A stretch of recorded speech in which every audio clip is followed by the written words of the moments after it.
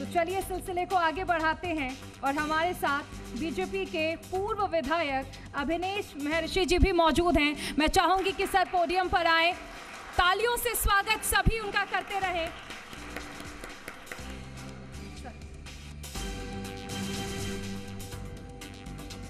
बोलिए भारत माता की, भारत माता की। जी राजस्थान के स्वर्णिम राजस्थान के इस बहुत ही शानदार और जानदार कार्यक्रम में हमारे बीच में राजस्थान के बहुत वरिष्ठ नेता,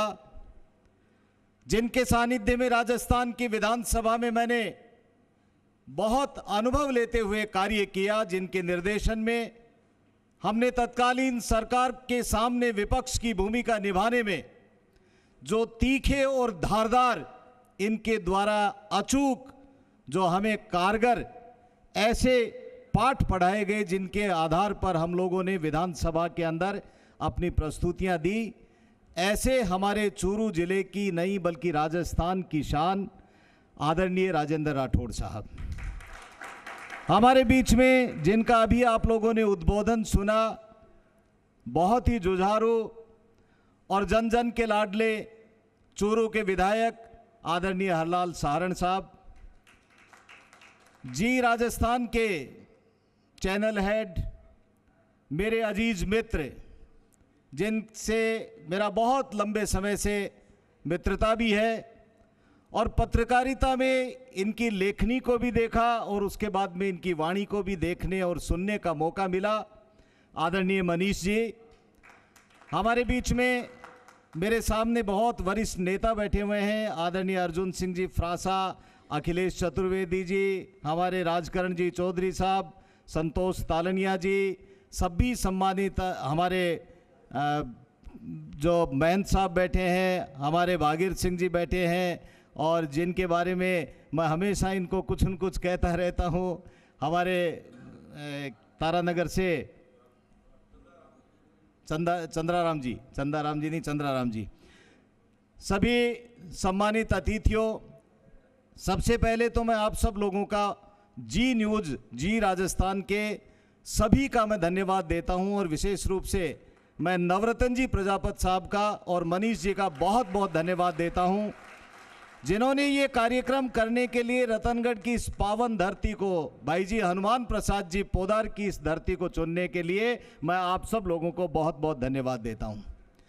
उसके बाद में धन्यवाद इस बात के लिए देता हूं कि जो भी कोई सम्मान देते हैं या जिनको अवार्डीज के रूप में चुनते हैं, उनके अंदर कई बार मैंने देखा है कि वो प्रभावित होकर के उन लोगों के नाम दे देते हैं, लेकिन आपने निष्पक्ष और निश्चित रूप से जो जिनको अवार्ड मिलना चाहिए, जिनकी अलग अलग क्षेत्रों के अंदर सामाजिक सरोकार की भूमिका रही है, जो जी न्यूज़ का ध्येय वाक्य भी है कि सामाजिक सरोकार की भूमिका निभाते हुए खबरों के माध्यम से किस तरह से न केवल राजस्थान बल्कि हिंदुस्तान के विकास में एक मीडिया की क्या भूमिका हो सकती है, इस बात को साकार करने वाले जी राजस्थान को फिर एक बार मैं बहुत बहुत बधाई देता हूं।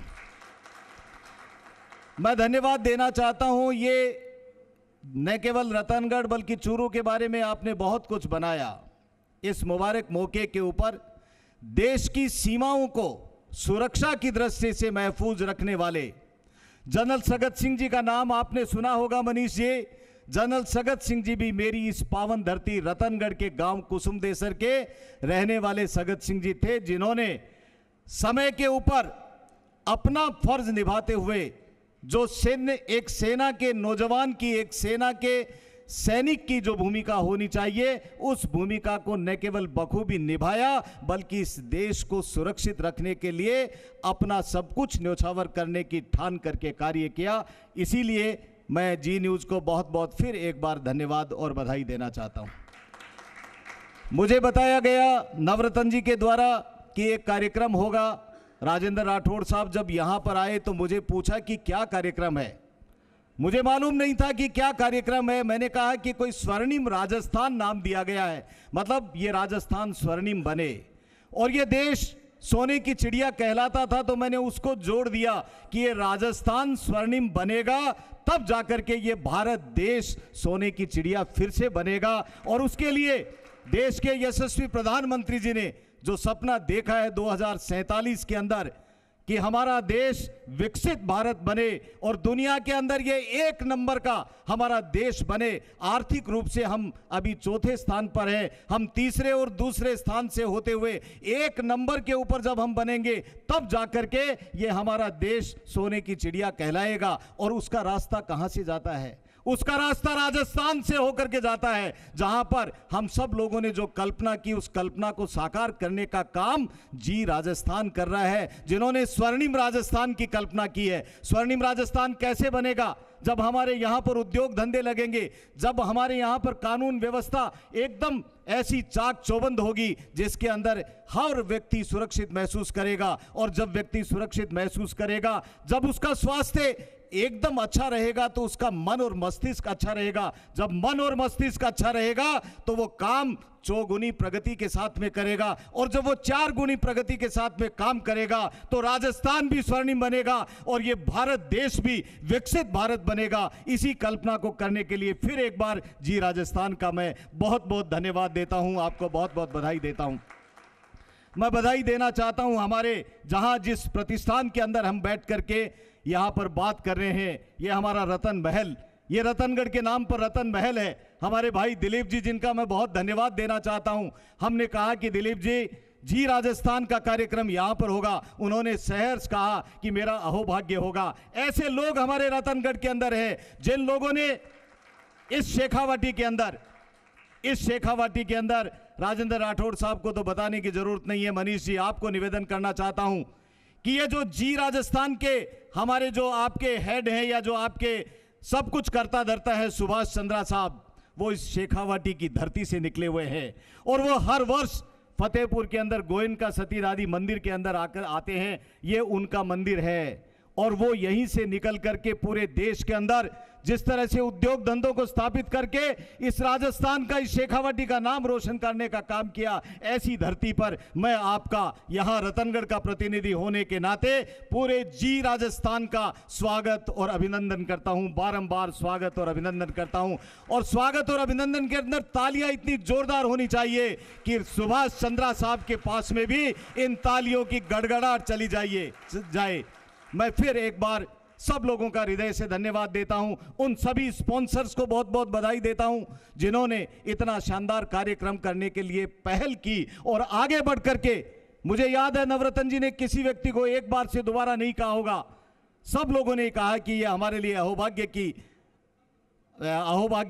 की चीज है, अहोभाग्य है हमारा कि ये यहाँ पर हो रहा है। और मैं राजेंद्र राठौड़ साहब को माफी चाहता हूं कि मैं आपका छोटा भाई हूं और ये प्रिविलेज मैंने ले लिया। मैंने कहा चूरू में तो सारे प्रोग्राम होते रहते हैं, इस रतनगढ़ की धरती पर जब राजेंद्र राठौड़ साहब आएंगे तो हमें कुछ न कुछ दे करके भी जाते हैं। मैं जब ये आए तो हमारे कई परिवादी पेपर लेकर के, कागज लेकर के इनके पास में उपस्थित थे और मैंने देखा है जिस तरह से सुबह 6 बजे उठ करके ये किस तरह से आम आदमी की पीड़ा को सुन करके अधिकारियों को निर्देश देते हुए इस राजस्थान को स्वर्णिम राजस्थान बनाने की दिशा में काम कर रहे हैं। आज फिर रतनगढ़ के लोगों को आपने लाभान्वित किया, आपको भी मैं स्वागत करता हूं, आपका भी हरलाल जी, आपका भी स्वागत करता हूं। मेरी छोटी बहन संतोष बैठी है, एक संतोष आगे बैठी है, एक संतोष पीछे, जिन्होंने हमारे भारतीय जनता पार्टी के प्रतिनिधि के रूप में सुजानगढ़ से चुनाव लड़ा। मैं आपका भी स्वागत करता हूं।